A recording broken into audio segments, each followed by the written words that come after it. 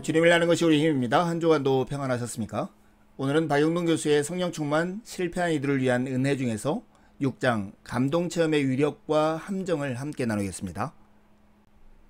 네, 이 책은 4가지 회복을 다룹니다. 1부에서는 성령 충만의 회복, 2부에서는 임재의식의 회복, 3부에서는 성화의 회복, 4부에서는 성령 충만한 교회의 회복입니다. 우리는 2부 두 번째 장 감동체험의 위력과 함정에 대해서 나누는데요. 참된 하나님의 임재의식은 인간의 생리적 종교의식의 발현이 아닙니다. 하나님의 말씀과 성령의 조명에 의해서 우리 마음 가운데 산출된 것이죠. 그러면 인간 안에 성령의 조명을 받아들이는 채널은 무엇일까요? 감성일까요? 이성일까요?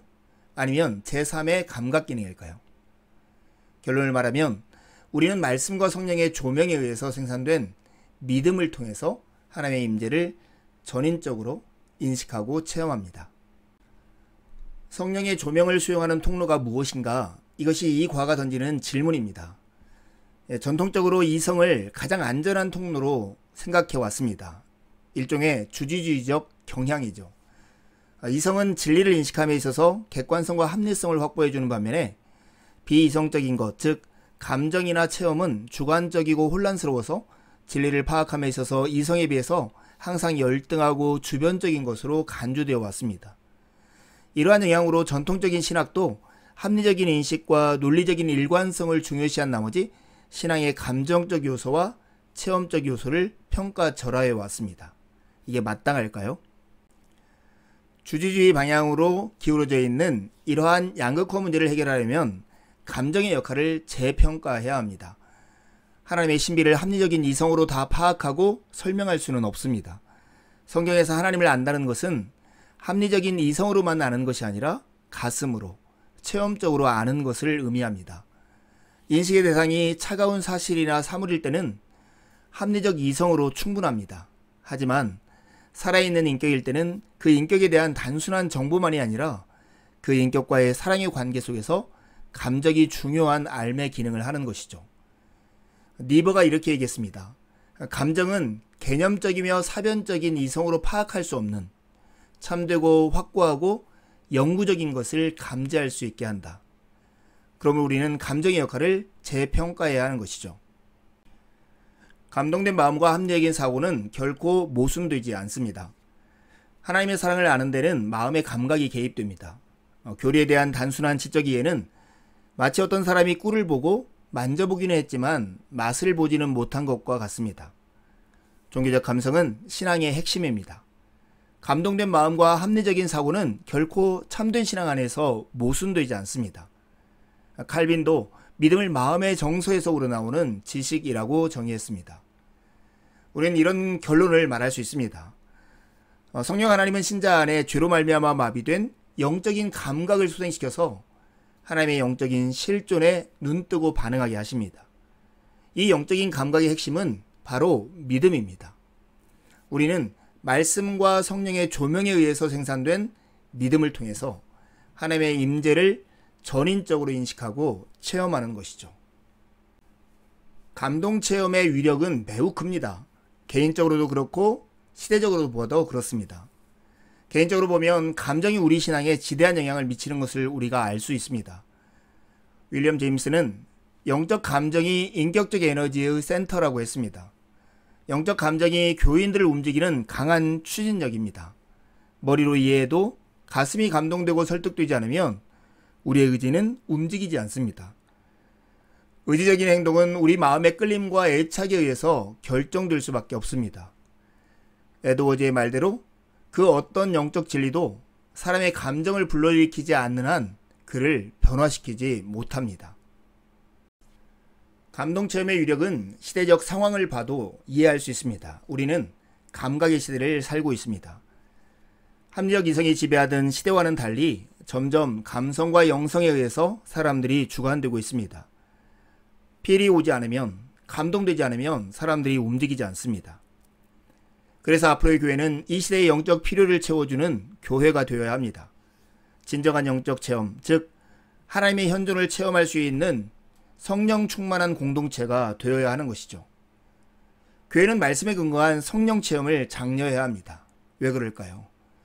임은균의 말처럼 하나님에 대한 정연한 이론은 있지만 하나님에 대한 생생한 체험이 없을 때 사람들은 생명의 힘을 느낄 수 없는 교회를 떠나서 갖가지 미신적인 점술이나 뉴에이지의 종교적 감성에 빠져들기 때문입니다. 생명의 힘을 상실한 교회는 더 이상 사람들의 매력을 끌 수 없는 것입니다. 감동체험이 위력이 있는 만큼 감동체험에는 함정 또한 있습니다. 감정을 경원시하는 주지주의적 전통에서 벗어나야 하지만 감동체험을 추구하는 길에서 빠지기 쉬운 열광주의적 함정 또한 경계해야 합니다. 감정의 역할은 매우 중요하지만 감정을 통제하는 것은 무척 힘들기 때문입니다. 그 첫 번째 함정은 감정에 중독되는 것입니다. 감정체험에서 빠지기 쉬운 함정은 감각적인 만족을 위해 더 자극적이고 강한 감정을 추구하면서 점차 영적으로 고조된 감정에 중독되는 것입니다. 이런 사람들의 경우를 보면 좋은 감정이 없으면 신앙생활이 마비되어 버립니다. 아울러 영적 느낌과 영적 실체를 혼동해 버리죠. 달라스 윌라드의 말처럼 강한 감정에 내가 옳다는 느낌까지 더해지면 이성은 무용지물이 됩니다. 감동체험의 두 번째 함정은 그것이 신앙 성수의 길을 차단해 버리는 것입니다. 우리의 믿음은 변화무쌍한 우리의 감정이나 느낌이 아니라 변치 않는 주님의 약속과 사랑의 닻을 내려야 합니다. 하나님께서 부재하시는 것 같은 그런 느낌의 구름을 뚫고 그 배후에 있는 불변하는 영적 실체인 하나님의 임재를 간파하는 영적 시야, 그것이 바로 곧 믿음입니다. 보이지 않는 영적 실체를 보는 눈이 믿음인 것이죠. 귀한 것들에는 늘 모조품이 있듯이 영적 감정에도 짝퉁이 있습니다. 루이스의 지적대로 감정적인 강렬함 자체가 영적인 깊이를 말해주지는 않습니다. 진정한 감동 체험은 삶 속에 나타나는 그 열매로 평가됩니다. 그런데 사탄의 전략은 우리를 양극단으로 치우치게 하는 데 있습니다. 사탄은 성령의 역사심 가운데 거짓 감정을 살짝 혼합하여서 광신적인 혼란을 야기합니다. 그러다가도 사탄은 그의 전략을 즉시 바꾸어 모든 감정들은 아무런 가치가 없다고 설득해서 마침내 우리가 체험하는 영적 감정들로부터 우리의 마음의 문을 꽉 닫아버리게 만듭니다. 모든 그리스도인들은 영적 분별력을 가지고 말씀과 성령의 역사에 수반되는 영적인 감정을 체험하면서 살아야 합니다. 성령으로 충만한 이들의 공통적인 체험은 넘치는 사랑과 거룩한 기쁨입니다. 거룩한 감정의 핵심은 사랑이죠. 성령은 사랑의 영이십니다. 우리의 마음에 하나님의 사랑을 부어주시는 분이시죠. 또한 하나님의 사랑으로 충만한 경험은 보통 성경이 말하는 말할 수 없는 기쁨을 수반합니다.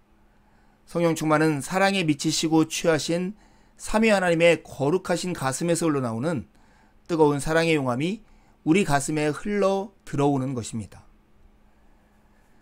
성령은 우리를 삼위 하나님 안에 영원한 사랑의 코이노니아로 초대하십니다. 성령의 충만한 임재 속으로 들어갈 때 우리는 밀려오는 사랑의 물결에 압도되어서 거룩한 두려움과 떨림과 함께 말할 수 없는 기쁨과 평안을 느끼게 되는 것입니다. 하나님의 말씀과 성령의 조명을 통해서 우리에게 임재하시는 그 하나님을 느낄 수 있는 우리의 통로는 바로 이 모든 기쁨과 사랑을 주시는 하나님을 향한 믿음입니다. 두 가지 질문을 하고 마치려 합니다. 말씀과 성령의 조명으로 하나님의 임재를 경험할 수 있다면 인간 안에 성령의 조명을 받아들일 수 있는 채널은 무엇일까요? 두 번째 질문입니다. 성령으로 충만한 이들의 공통적인 체험 두 가지는 무엇입니까? 여러분은 이러한 경험을 누리고 있습니까? 한 주도 주님의 은혜를 의지해 살고 복된 주일에 함께 만나 기쁨으로 하나님을 예배하시죠. 감사합니다.